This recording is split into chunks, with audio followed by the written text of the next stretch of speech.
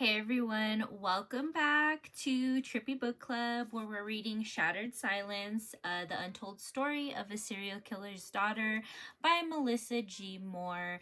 And I just want to remind you guys before we start reading that if you want to listen to the other episodes in this playlist, it is in this playlist. You could listen to the first 14 chapters. We're on chapter 15 today. You guys can definitely go back and listen to that. But if you are joining us back, welcome back, guys. I want to remind you guys that my podcast did drop on Tuesday. So I was super excited about that. It's an updates podcast. So just a few updates on there for you of some stories that are ongoing or some stuff that I know everybody's talking about. So go and check it out. I do appreciate it. You can find it here on YouTube as well. So check out in my podcast section. I would appreciate every subscription and all the love you guys give me. So definitely don't forget to thumbs up this video as well. So I'm just going to get to it today because I did a live this morning and I talked a lot. So I'm not going to talk so much on here other than the reading. So again, we're on chapter 15. It's called Taking Chances.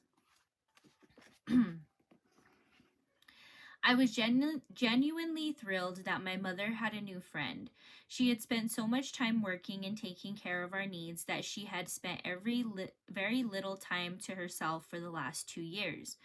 A genuinely warm and social woman when she wasn't worrying about us, my mother made a loyal friend to keep when they gave her a chance. Patty lived right next door, and she quickly came to see what a gem my mother was. Her tiny white house separated our rental home from my grandmother's bright yellow house. Patty had 2 small boys, Nicholas and Noel. Patty's ex-husband was named Noel as well. Petite and elegant with fine, delicate features, Patty was visually stunning, especially with her long black hair. My mother loved to spend her free time with Patty because of her friend's infectious laughter and humor. She saw everything in a comic light, and her life was as dramatic as it was entertaining. To my mother, it made it seem like our home life was essentially peaceful and perhaps even boring by comparison. There was always some new development between Patty and one of her many sisters or with her obsessive ex-husband. Patty was the one responsible for bringing Robert into our lives. She introduced him to my mother that summer. Patty said that Robert had hitchhiked up from Colorado. He was staying with a mutual friend of Patty and her ex. I overheard them talking the next day as I gathered a few items to spend the day at Sarah's house. Robert had just been by to visit Patty when an interesting development had happened. Patty, you didn't have to try to set us up, said my mother, half sarcastically, half resigned. My divorce isn't even final for a couple of months. Patty laughed. All I said was maybe the 2 of you could go out, Laura. It was just a suggestion, if you wouldn't have made that face. And if he wouldn't have flipped me off. And if you wouldn't have felt guilty, interjected Patty, laughing again. Just give me a chance. I don't know him well, but he seems like a nice guy. So again, we're having full-on conversations here that, and I don't know how old she is right now, but last we had seen she was around 12, maybe 13, 11 possibly. So it kind of gives like, you really remember this whole conversation, like this banter between your mom and stuff like that. It's just, again, it's the best to her knowledge, I guess we can go back to, right? The next day, Robert came to pick up my mother, and I stood in stern reproach. I did not find him very attractive in looks or energy. He had fiery red hair that was receding back away from his natural hairline, and he seemed awfully short. But that was true of most men compared to my dad.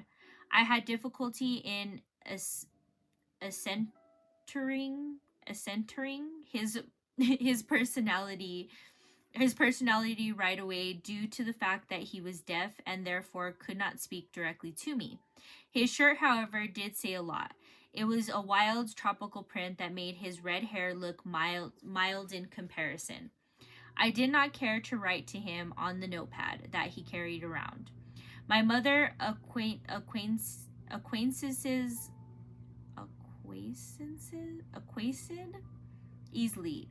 easily. It just doesn't look right to me. Don't know. In order to be polite. Whether my concerns were valid or not, to me, Robert was an intruder on the pending reunion between my parents. It would not have mattered if he were deaf or hearing, ugly or irresistibly handsome. I did not want to get to know him. They left on their date, my glowing looks following them all the way out the door. In the beginning, I thought Robert was simply a friend that was supporting my mother through the tough time in her life. Certainly, she wouldn't be interested in more than that. Would she? Certainly not with him. Slowly, his visits became more regular until he began spending the night on rare occasions. This infuriated me to no end and created a form of rage and frustration that bottled up inside my gut and would blow unexpectedly. Robert had no right to be taking advantage of my mother and our home. I was at a loss about how to get rid of the man, so I acted in fits of temper tantrums when Robert appeared. My mother simply ignored me. I went into my room and kicked at the bedroom wall, producing a large thudding noise that surely even Robert could hear, and if not, at least feel. No response. Well, if my mother would ignore my tantrums, then I would have to find another way. I sought for alternatives to get her attention and realized I would have to do something I'd never done before. In the meantime, my mother, who could not afford a doctor or a dentist, felt like we needed to see a family therapist.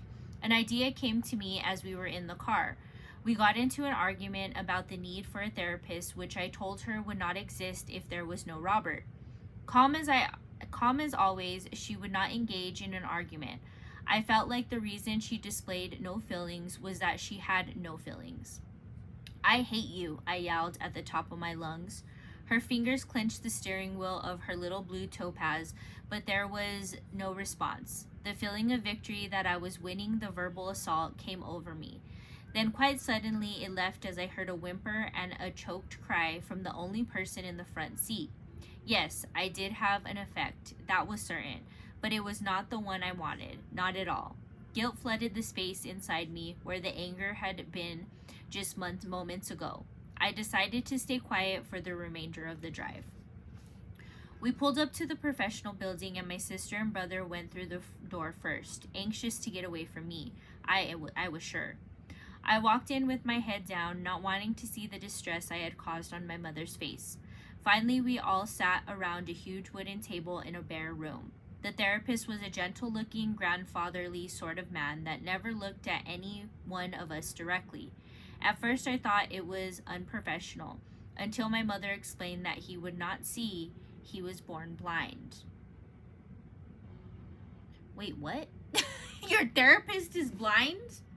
Therapist blind, boyfriend, new mom's boyfriend is deaf. This is just giving so much, I don't know. I feel like it's like she wants to be felt sorry for.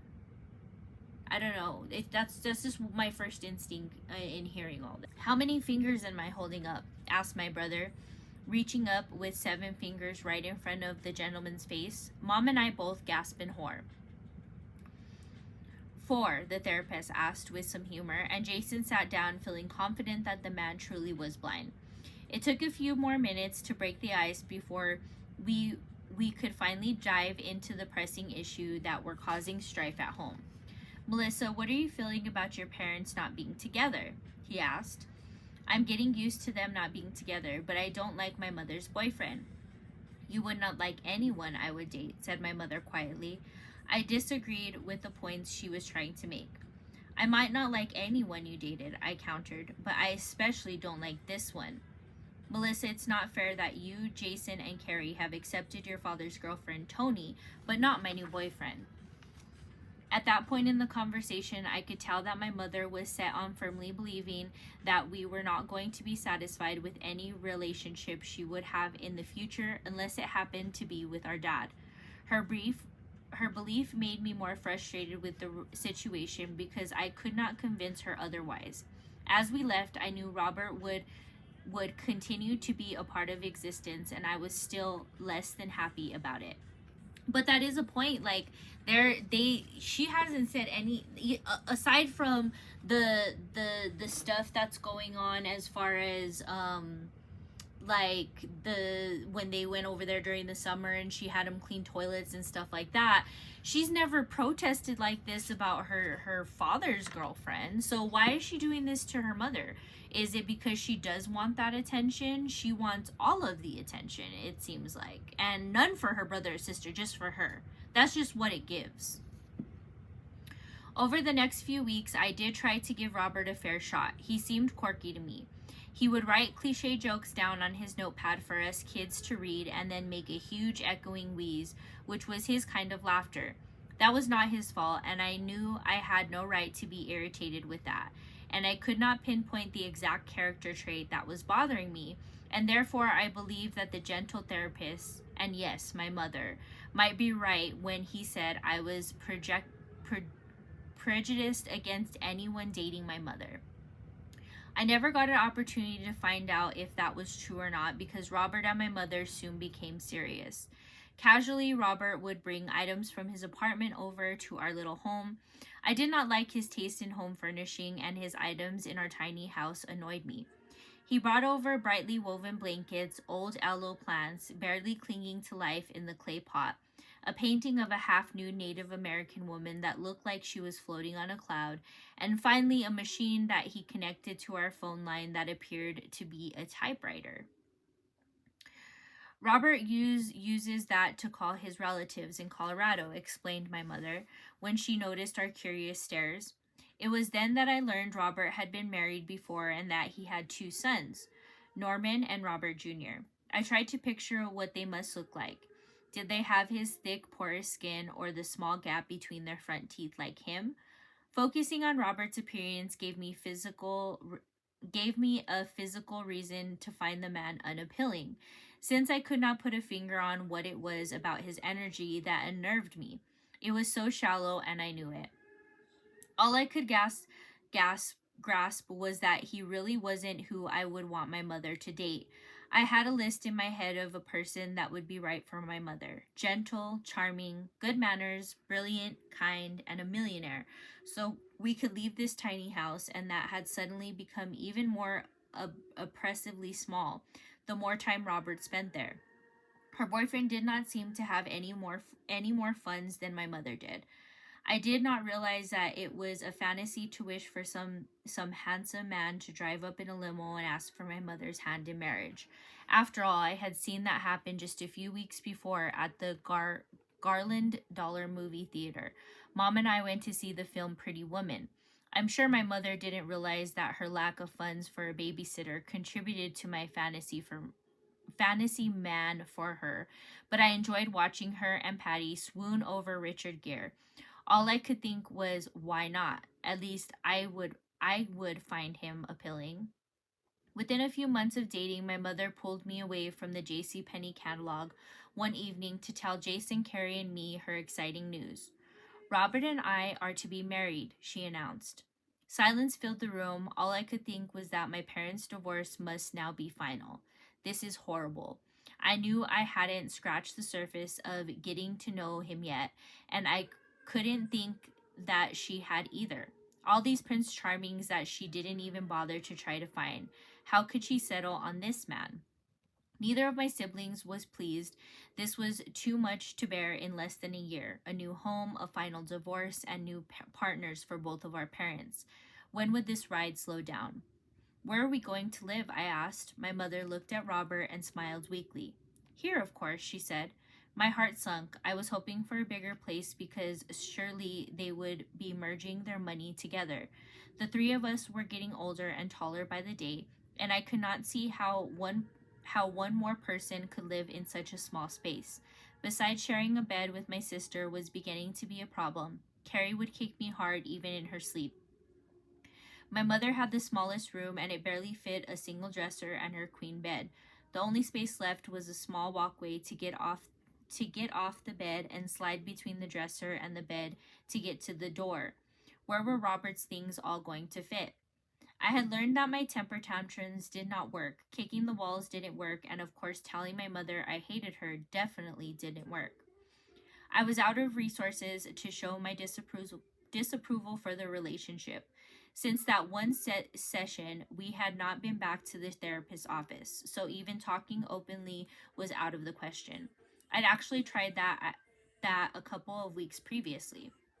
Sighing, I surrendered. Maybe it was time to give Robert a chance, a fair chance. I had not been as harsh to Tony as I had been with Robert. Some of that some of that had to do with the fact that our mother was our main caretaker. Whoever was in a relationship with her would be a full-time fixture in our lives, unlike my father's girlfriend. We saw Tony for only a few weeks in the summer and during a rare visit from them. Now that they lived in Portland, over 400 miles away, we saw them less and less. I made up my mind and would give Robert a fair chance. I knew the first step in creating a more compatible relationship with Robert would be communication. In order to get to know him, to see his good side, I needed to communicate with him so I knew what he was like and what his preferences were. I started to notice the communication between him and my mother, and I also started writing more on his pad and waiting for his response. It was only fair. So, I mean, I don't know. It just,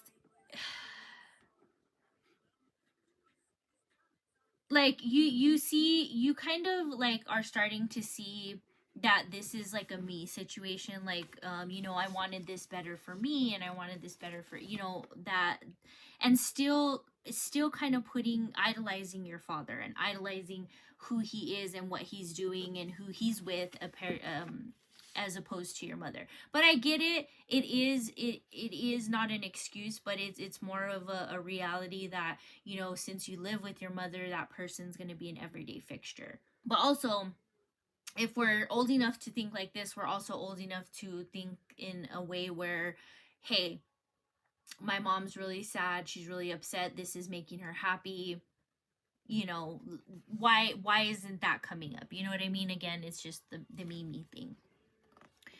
In October 1990, Jason, Carrie, and I were at the bus stop waiting when my friend Sarah started a game of chase. She darted by the large oak tree, and Jason followed her at his fastest pace. He could not stop in time to prevent him from slamming into the side of a tree trunk where Sarah was hiding. For a moment, I just watched, horrified as my brother lay in pain. Then I ran and found help from the neighbor lady who ran a child care. Jason had suffered a serious concussion and was out of commission for several days. When any of us got hurt, it would literally freak Dad out. Suddenly, the man we hadn't seen for months would come rolling in. This time, Dad had been planning to come and see us for Halloween, but interestingly enough, Jason's injury was bad enough for him to want to make a life change. As soon as he heard about it, our father drove straight up to Spokane and was there to help nurse his son back to health. A couple of years before, when we had only been in Spokane for a short while, Dad had been involved in a serious accident while trucking and had needed to be taken to the hospital by ambulance. It had been a helpless feeling to be so far away and not be able to assist him. He had healed well, but I didn't tease him now for coming all the way for Jason. I knew exactly how he felt, and I was grateful to have him close to us again, whatever the reason. While he was in Spokane, Dad decided he had been far away from us for too long. He decided to do something about it. Mom had already found Robert, and he was still with Tony. So the thing to do seemed to be to move to Spokane. He found a job at a local trucking company running out of the city and got the job right away. While they were looking for a place to live in the city, my father made an odd arrangement with my mother. She would allow my father and his girlfriend to live in the driveway. My father had a truck with new camper on top of the truck bed. It was his and Tony's makeshift home until he found a better living arrangement. Not only was my father living in my driveway, so was the dreadful woman Tony. Why is my mother allowing this? I wondered. I couldn't see how this incredibly uncomfortable situation could ever be approved by my mother. I gotta admit, it is strange. Soon my father found a little apartment and he and Tony moved in. As a driving partner, it seemed to me that my father enjoyed Tony's companionship for the most part, though from time to time he would get annoyed and express his irritation to me. We got to see him on his days off. That year, Dad showed up to share his favorite holiday with us. He came to the Nordine house dressed as Bart Simpson for Halloween. We were prepared to go trick or treating when suddenly we couldn't find Carrie anywhere. We searched our little room and the yard, and then across the street and down the lane. After an hour of searching and calling her name, I had all kinds of crazy, suspicious notions going through my mind. We all tried to stay calm, but it was so unlike Carrie to disappear like this. Was it possible someone had nabbed her? It made me nervous to think about because she was such a pretty little thing, though as feisty as a rattlesnake if you bumped her cage. We went from house to house, conducting a search of our own before resorting to call 911. Dad was amazed at how many friends Carrie had in the neighborhood. How can one little girl know so many people? He asked as we went to the 8 houses in a row to ask if they had seen Carrie. I hesitated to reply. I didn't want him to go home feeling more hopeless and responsible than he already did. It wasn't necessary for him to know that we stayed with friends as much as possible. I could tell he was already frustrated with the fact that although Robert was entering the scene in a big way, our cupboards were still pretty bare. We were becoming more frantic and getting worried that we might have to call the police. We returned home and suddenly we found her. Carrie was under all her bed covers asleep. She was only awakened by hearing all of us yelling her name as we entered the house again, and then I walked into my room. I saw Carrie sleepy pull her head out from under the thick comforter. Dad was so relieved. I could tell he'd had all kinds of scenarios going through his mind. Too many sickos out there, he muttered. Wow. So that's chapter 15. That's the end of chapter 15. So again, we go in with the stories. We go in with a lot of the stories of instances that, again, we're talking about a 12, 13, 11 to 13-year-old. I don't think she's, again, we're still in the 90s. I don't think she's that much older from when we started this book. We haven't really moved. We've moved a couple of years, or at least 3 or 4 years as of right now, but it's still stuck in that. And I don't know, just the conversations and I don't know, just the confidence that it's accurate. Like, this is a book you could say, this is what I remember, or this is what I remember from the conversation. But to confidently be like, this was the conversation, is what's getting me every time we hear these stories and things like that. And again, still putting Dad on a pedestal a little bit, still kind of grappling with the fact that your dad's around, but you kind of want him around, but you kind of don't. It is still kind of like, it gives me that she's putting herself in that situation so she can give the stories that fit that situation instead of just telling a story as being a book writer. You get what I mean? I don't know, but again, just my opinion. So chapter 16 is called Backfire. In February 1991, news stations throughout the Northwest reported that Laverne Pavlak's knowledge of the crime scene and the particular state of Tanya Bennett's body, included the rope, nailed the lid shut on Tanya's case. Even though Cisnowski had pleaded innocent, he had failed 2 lie detector tests. When faced with the threat of death penalty, he took a plea bargain, and both suspects were charged with murder. So this is Tanya Bennett. I was saying Tanja because they spell it Taunja Bennett, but her name is Tanya. I watched a documentary recently on it. So they were sentenced that February. Cisnowski given a life sentence and Pavlak a lesser sentence, though she was still to serve for 10 years. Suddenly, Pavlak declared that she had made up the story to free herself of Cisnowski, whom she claimed had been abusive to her for years. While there may have been some merit to the validity of their relationship, it was believed Pavlak was lying to escape from having to spend the next decade behind bars. In other words, no one took her seriously. I heard a few people talking about how they were grateful that the killers of the pretty girl were getting what was coming to them. Then they shifted their conversations to what was happening in the Gulf War and all of the hubbub that weird Dr. Kevorkian was created with assisted euthanism. I had to ask my teacher what that was.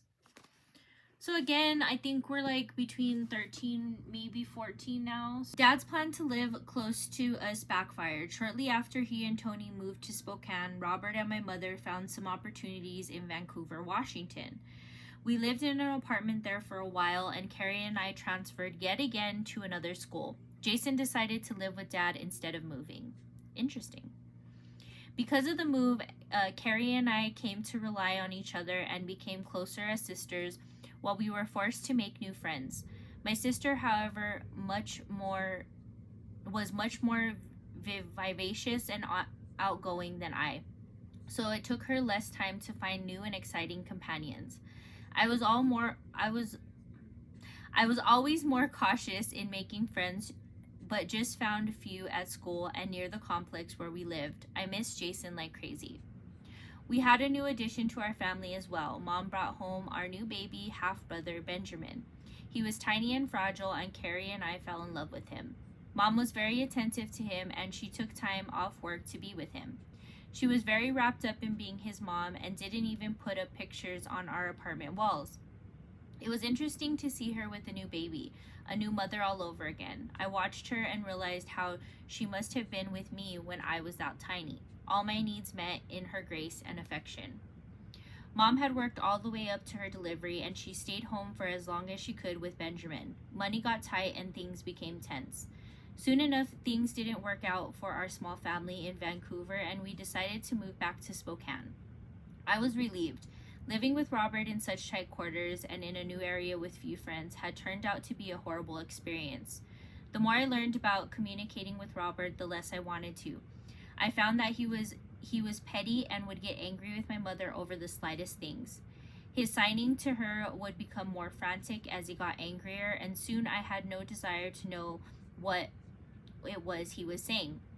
It seemed abusive to me, and I didn't like to see my mother being the butt of his unkind remarks, whether writing or signed. His facial expressions were enough to see that he was not satisfied with her or with the majority of the time, and there didn't seem to be anything I could do about it. However, my hopes that Mom would get wise to Robert's behavior were not overshadowed by the fact that she probably wouldn't leave the father of her new child. Back in Spokane, we had to live in our grandmother's basement again. I was feeling disappointed about the whole situation until something told me to watch for the good that happened around me. It didn't take me long to realize that being in Grandma's house seemed to temper Robert's rage considerably.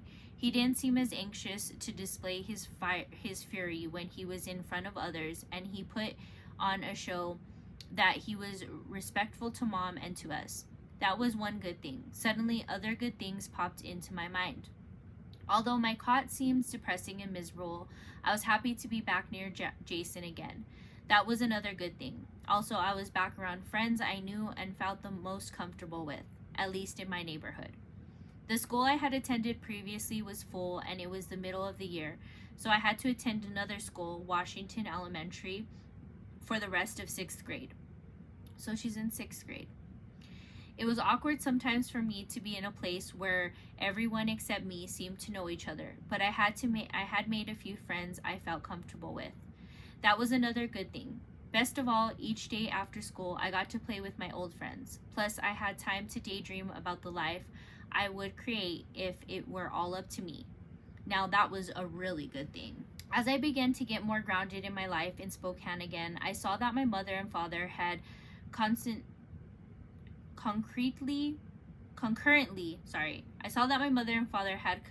moved on to new lives with their new partners. There wasn't anything more I could do to put them back together. I began to realize that I wasn't responsible for other people's choices, though I often felt responsible for their mistakes. I felt it was my fault that my father wasn't happy with us, that it must be my fault that my mother had to work so long and hard, and that it was even my fault that Robert treated her so poorly, since I was not kind to him. I also felt that it was surely my fault that we weren't able to live in more favorable circumstances with amenities that so many others seemed to take for granted. Mom's life had become vastly different from what it had been in Yakima. She had little time for me or Carrie or Jason. She was either spending time with her new baby, her best friend Patty, or her fiance Robert, or she was at work supporting us and Robert. I tried to find where I fit in her new life. I did my best to feel resent to not I did my best to not feel resentment, but I often felt ignored from her lack of affection and interest in my school activities. I tried not to compare her to other moms, single or married, who went to their children's activities, plays, performances, games, and so forth. We didn't have money for sports, clubs, or extracurricular activities, and mom didn't have time to serve with the PTA or Girl Scouts. These feelings of neglect greatly increased my dislike for Robert. I began to realize how jealous I had become of her time with him, and a sheer negativity of it felt horrible to me. At the move back as the move back was sort of like a new beginning, and we were going to have to share my mother and this small space in our grandmother's house, I decided to give Robert yet another chance. Mom had seemed to settle back into a happier routine, and I thought perhaps the stress of the move to Vancouver had been hard on their relationship and was the main factor for the fighting. I conceded, and I still did not know Robert very well, and that it was only fair that I tried to see what my mother found appealing to him in him. Part of my jealousy was that while mom was working so hard to support all of us, Robert didn't seem to work. Apparently, he had some money coming in from someplace, sources that were mysterious to me. But while my mother's money went toward rent, fuel, and food, I couldn't figure out what Robert's money was used for.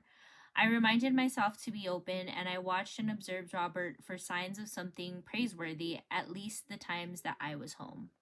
So sounds like and I mean this could be just her perception of things, because like a lot of times adults don't want kids to know their money situation and things like that. So this could be something that she's just perceiving as something and is not necessarily anything, but I mean it does happen. So it's not like it's not gonna happen. It does happen very often.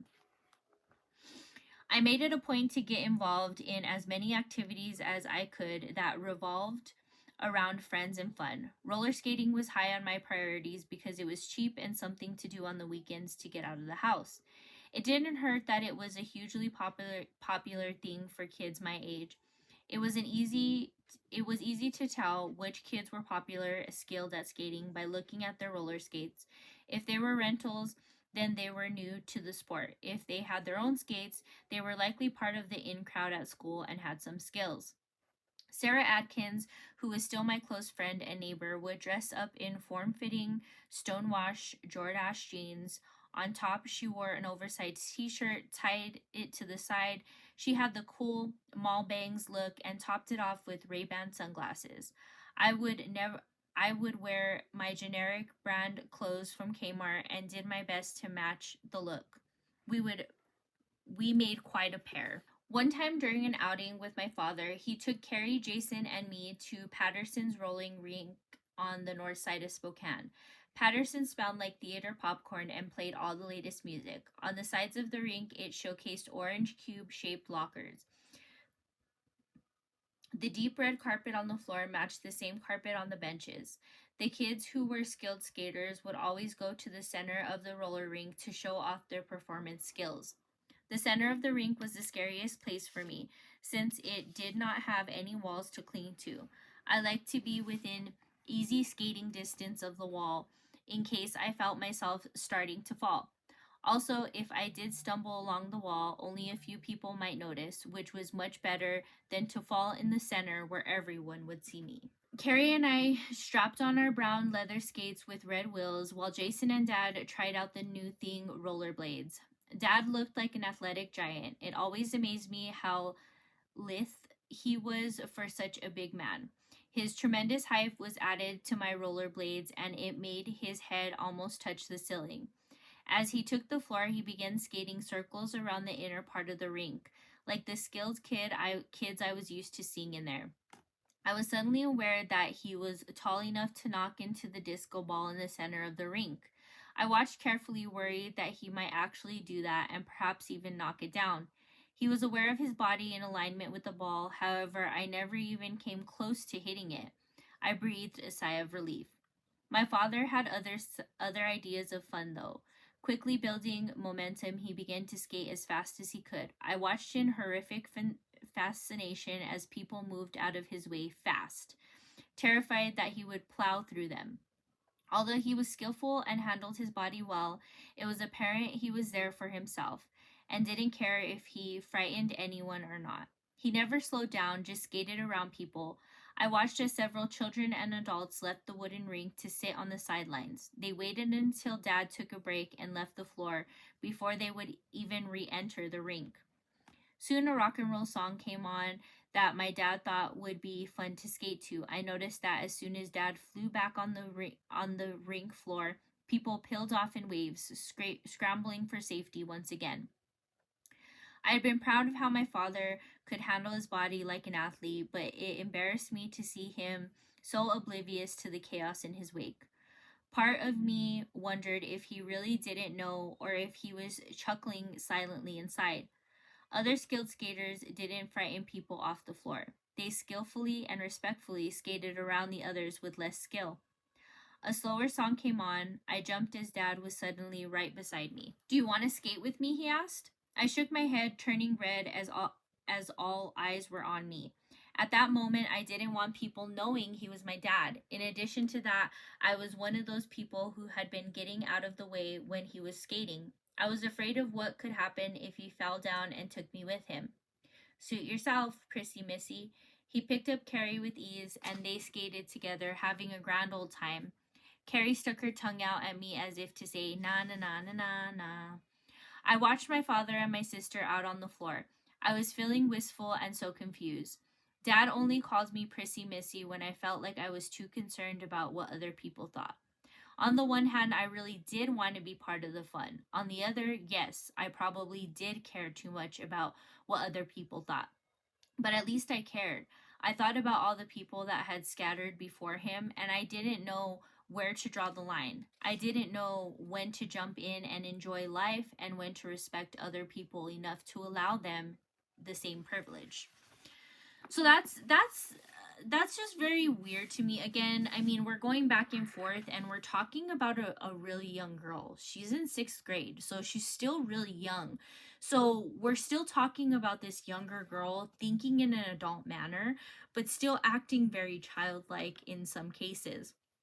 And again, it just all the stories and everything just give me a lot of repetition. Like it's it has to do with these emotions, your dad, your mom, your emotions, your dad, your mom, and then like the feeling of guilt and the feeling of not being good enough, or the feeling of doing all this when quite obviously, you know, you're young enough to have that adolescent mind frame still. So to me, those two things can't coexist, and they are coexisting. And the way she's putting it is like, if she were to have written this book in a manner where I'm writing it right now as an adult, as a, my mind frame, it would be different. But she's not writing it like this. She wrote this book as she is in that time frame, not as she is right now. So it just gives very storytelling, very much storytelling, very much. So I'm going to read one more chapter because that's all I can do for today, guys. I'm going to read chapter 17. These chapters seem to be getting a little bit longer too. So I'm going to read chapter 17, and then we will do chapter 18 in a couple of days. I should upload by Friday, will be the next upload. Okay, guys? Chapter 17 is called Hazard. I couldn't wait to grow up. My school years behind me, I was ready for summer and ready to be and act like the BWOC, the big woman on campus. I felt that the older I got, the more control I would have over my own life. So many times I had felt as powerless as a flag on a rope of tug of war, going this way and that depending on who was strongest on the ends of the rope. Dad broke the news that he would be staying with him, that we would be staying with him for the whole summer, and we would hardly believe our luck. Anything was better than living in Grandma's small house with Robert and my mother. And being with Dad likely meant long trips and playing hard. The Jaspersons kind of summer fun that hadn't experienced for some time, but that was still remembered well. Along with the excitement, I was also experiencing some nervousness. Since that time, I had been homesick and my father came to our house. I had never felt comfortable being alone with him. I reminded myself that I would always have Jason and Carrie around and that we were going to be spending much of the summer with Tony and her children. But Tony was another reason for my nervousness. I was resigned to the fact that have to come to the terms with I would have to come to terms with her as well, since she had become a permanent figure in our lives. That night in my journal, I vented my anxieties and even my frustration about my parents and their relationship choices. It was frustrating that neither of them seemed to have the judgment I would have had if I were to have picked our new parent partners for them. As unrealistic as I knew that was, certain traits of their partners really bothered me. Just as I would have preferred to see my mom with a more compassionate, loving, and supportive partner, I would have loved to see my father with someone kind and tender as well. Tony seemed the opposite of that to me, hard and cruel. There was nothing soft or lovely about her. Although she seemed to be obsessed with having my father by her side, he turned that obsession he returned that obsession. I realized that Tony needed my dad and that maybe he found that need appealing. After I did my journal under my cot that night, I tried to recall what it was like for mom and dad when they were together during their 13 years of marriage. I could remember them loving each other even though they spent little time together. In my memories, they seemed to live completely separate lives, their three children being the only common ground. While they would agree most of the time on how to parent us, everything else seemed like it had been amiss. I realized my parents had been married for several years before I was born, and I couldn't help but wonder what the early years of their marriage were like before children came along to tie them together. And again, you're too young to remember things like that. Like you wouldn't remember, those things. You're just too young to I don't know, again, my opinion. Before the divorce, my parents had made some friends across town in Selah. Sterling had been my father's friend since childhood. His wife Amanda was from Germany, and she and my mom had been close. A year before I was born, Sterling and Amanda had a son, and they named Gavin. They and my parents would get together once in a while whenever my father had returned from one of his long hauls. While they visited, Jason and Gavin would play with Gavin's train set, but the boys would not allow Carrie or me to touch it. I wanted so badly to play with the Bristol trees and look more closely at the detail of the trains. After they would finish playing with the train, the boys would allow us to play in their next game. When we went outside, the boys played gunmen, and Carrie and I were the targets for them. It got old fast, so Carrie and I learned to bring toys of our own. But when we got annoyed when the boys would sneak up on us as we were playing Barbies. As a young girl, I thought Gavin was cute and charming. I knew I didn't understand him or any boy, and that of course made him more appealing. From a young age, my father would call me a boy crazy, and every time he did, I would feel embarrassed. I was naturally curious about the differences between boys and girls, Barbie and Ken, and small snippets of adult conversations offered little insight and often only added to my confusion. My parents were acquainted with another couple as well, Ted and Sylvia. On occasions when we visited them, Carrie and I would play with their daughter, Alicia, while Jason played with her older brother, Forrest. Alicia was quite bossy, but she did have all the information I was looking for in the boy department. With all of her great personal wisdom and the information she had gathered from other children in her apartment complex, she explained the difference between boys and girls. Alicia had also kissed a boy while playing house, but I didn't think the boy was cute, so I didn't want to learn anything he might have to teach me. Sometime later, Alicia and her parents moved to Vancouver, Washington, and I didn't see them ever again. My first kiss came on a different visit to Sterling and Amanda's house. While I couldn't remember how I got my little 5-year-old self in the closet, I remembered kissing Gavin. Remembering it now brought a blush to my cheeks. That little peck probably would have been no big deal if it hadn't been for the humiliation we felt when our parents caught us.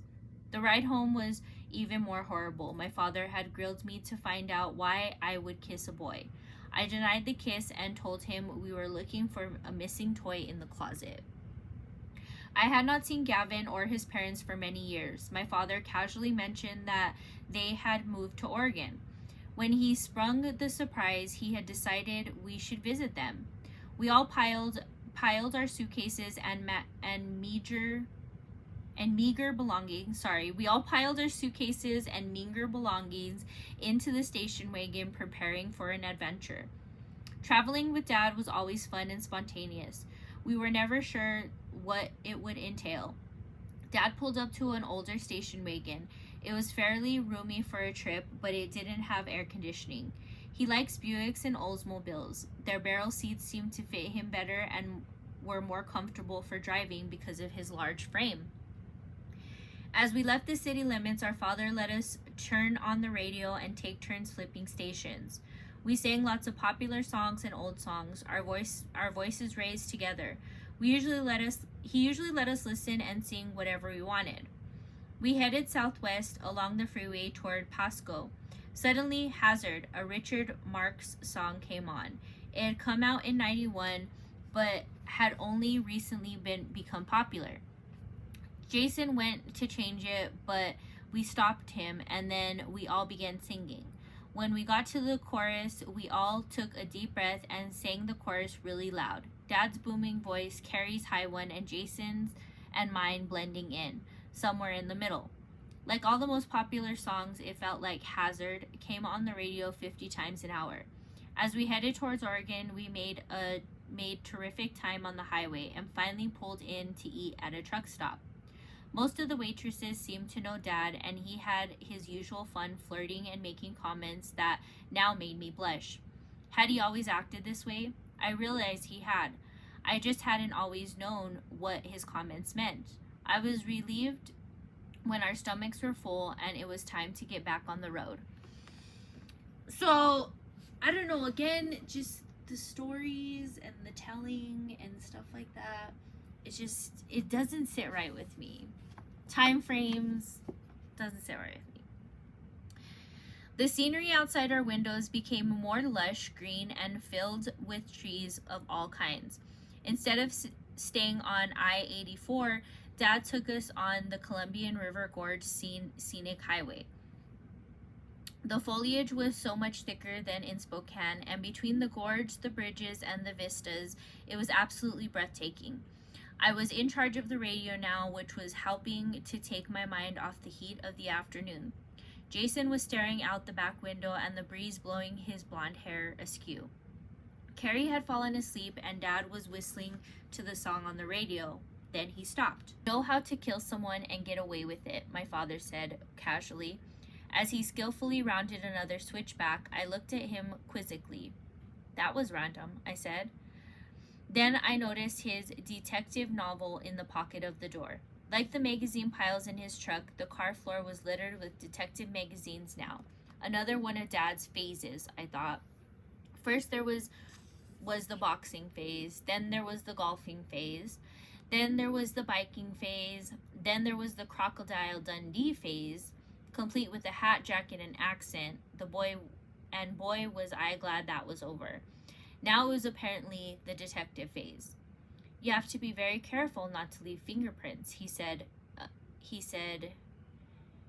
measuredly, "and you have to change your shoes so that the police can't identify your footprints. Since I have large shoes, I would be easier candidate to trace once in custody. I felt listless, and it was still too hot. I thought his conversation topic odd and not at all interesting. Neither Jason and I bothered to respond, and I dropped it. I noticed that we were getting off the freeway and entering a tunnel that led to a large parking lot. "Where are we going, Dad?" Jason asked. "We're at Meltonama. Meltonama? We're at Meltona Falls, kiddos," he said, pulling into a parking space. "Wait, Carrie, she's going to want to see it. It's the second tallest waterfall in the U.S. It will be a nice place to cool off and get a snack." He was right. It was nice, more than nice. I looked up into the mountain and thought it was the most beautiful sight I had ever seen. As we made our way along the path to the bottom of the falls, there were many large and even ancient trees, and the smell of cedar was strong in the air. A soft spray misted our cheeks at the base of the short waterfall. I looked up. He saw a decorative cement bridge that broke the lengthy upper fall into two sections. There was a trail that led up to the bridge and beyond. At the bottom of the waterfall where we headed, there was a small pool of fresh water and the stream that took the water to the Columbian River. I took off my flip-flops and entered the shallow, icy water to cool off from the summer heat. "Anyone want to go in for a run to the top of the waterfall?" my dad asked. He was always up for physical challenge, and so was Jason. I started up the trail, dragging behind them, but I was not able to keep up their fast pace and quickly gave up. I could tell my father was disappointed by my lack of fitness. For a moment, I felt let down as well, but that disappointment left when I walked back to the stream. I sat on the large rock and put my feet back in the water. Then I wrenched them out quickly. There were some weird-looking creatures in the water that looked like lobsters crawling over the slippery river rocks, their long antennas wiggling. I didn't want to touch one because they had pinchers. When my family returned, Dad explained that the creatures were called crawdads and that they were edible. I was not even slightly interested in eating them, but they were fascinating to watch. My brother wanted to take one home. Running back to the car, Jason and Dad brought over a white bucket. They decided he could take just one, so Jason searched for the biggest crawdad he could find and placed them in the bucket to compare them back on land. After he made his choice, we walked back to the car with the trophy. It had been so nice to cool off, and now that we were back to the hot car, I felt like I had crawled into an oven. The heated leather stung my legs, giving me goosebumps. Luckily, we only had a couple more hours to drive before we reached the Portland area. As we drew closer and closer, I hoped that I had prepared myself enough to see Tony. Then Dad announced something completely unexpected. He said our first stop on our journey was to go see Ted and Sylvia and their two kids, Alicia and Foster. I breathed a huge silent sigh of relief. Yes, friendly company. I wondered at Dad's sudden announcement, though. It was mysterious. Did he not want to see Tony either? I didn't think that was the case, but it was so spontaneous. I wasn't sure what was going on his head. I wasn't sure what was going on his head. That's what's put on there. And I wondered if Ted and Sylvia had any clue we were coming. So, again, grammatical error. I wasn't sure what was going on his head. Yeah, that was a nice one right there. But again, a couple grammatical errors within the past 3 chapters, but I don't know. So there's the next 3 chapters for Shattered Silence. Again, if you guys haven't watched the other chapters, go back and watch them. But I don't know, just a lot of stories. Again, a lot of things that are emphasized that I don't feel like a girl this age would emphasize so much. Little stories. I can tell you that half of those chapters could have been cut in half or not existed or combined into one full chapter. Again, my opinion solely. whatever. But we hear about her mom moving on, and her dad moving on. I will tell you guys this is very interesting. I'm doing a lot of research because after I'm done with this book, we are going to deep dive into Keith Jesperson, the Happy Face Killer. And I've been doing a lot of research. I've been watching a lot of documentaries about Keith Jesperson, and I had started watching a lot about Melissa Moore and stuff. And let me tell you, stuff that's reported about the Happy Face Killer compared to Melissa Moore's account with this book, and also her being on other TV shows, differs vastly. It's literally a whole nother Gypsy Rose without this one doing something bad. But we see in these chapters that she does have the anger of her father. She does have some characteristics that her father had. She is being neglected a lot like her father did, especially from her mother, because her mother doesn't seem to give any kind of like motherly affection or anything like that. And that's one thing I also find weird is I did watch a documentary that was supposed to be about victims. However, she only interviewed Tanya's sister, and again, she doesn't say she was mentally slow or mentally retarded. Actually, I only listened to one podcast that actually stated that she was off, not mentally slow or mentally retarded, and that wasn't something that was a medical thing that they had proven that Tanya Bennett had that, and that was his first victim. But just so many things I find interesting about this woman. She actually did like I said, I watched a documentary. Her mom was in this documentary, and her mom doesn't say anything, like she doesn't say, oh, like my mom wasn't affectionate. Like she kind of more or less, since her mom's in that documentary, she kind of amps up her mom, I guess it just depends on who she likes at the time. Now, I can say that we are about halfway done. That's very close to being halfway done. This book does have, I think it's like 41 chapters. Let me double check. Yeah, it's 41 chapters, and then you have like the epilogue and about the authors and stuff like that, and there's some photos in the back of this as well. So I hope you guys enjoyed it. If you guys heard anything that maybe you want me to talk about, or heard anything that is interesting in your eyes of what she had said, definitely leave them in the comments. But thank you guys so much for watching, and don't forget to like and subscribe and leave your thoughts down below. Thank you so much. Have a wonderful day. Stay positive, stay awesome, and we'll talk about it later, guys. Bye.